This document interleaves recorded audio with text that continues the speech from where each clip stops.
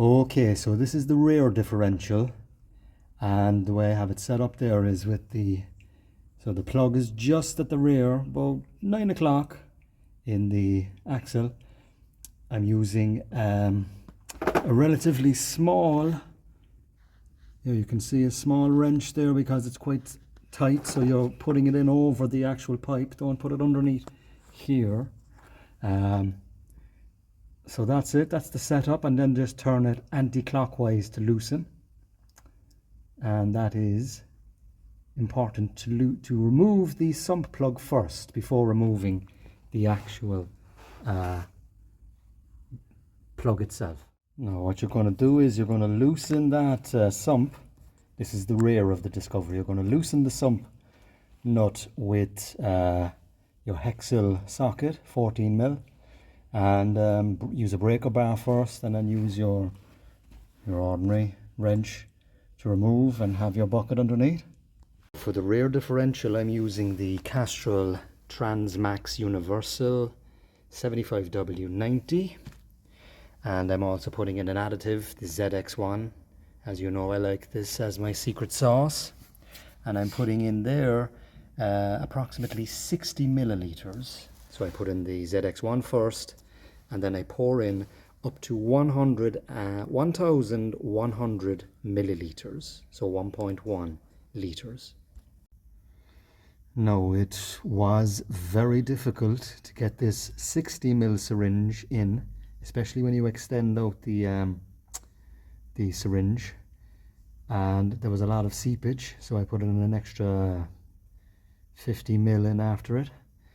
Messy and so forth, but it's just quite hard to get that syringe around. So what I've done is I've maneuvered it around the actual exhaust pipe, and in hindsight I wouldn't use 60 ml, I would use maximum 40 to 50 ml.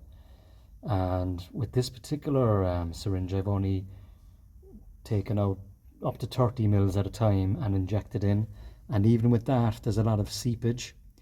So again, there's probably other techniques to use it. That's the technique that I've used. I've used a pump previously and it was messy as well. And then, as I said, just to summarize, smaller syringe, smaller the better, and just pour it out into your bucket and just inject it in bit by bit, and it's messy. Now this is the front differential, and as you can see, I have it set up. There's not much space in relation to maneuvering, so if you have your own particular tools, extension and flexible tools and whatnot, that might be better, but for me this is what I'm using. So that is it. It's an 8mm hex, and it's quite difficult to open for me anyway. There we are, better focus there. So as I said, that is the setup, and it's just loosening that and also making sure that the front left wheel is turned to the right to gain access. There we are. Now here is the front differential, and I didn't have much leeway because I don't have a ramp, so I couldn't get the breaker bar in, and I just loosened it with just an ordinary wrench.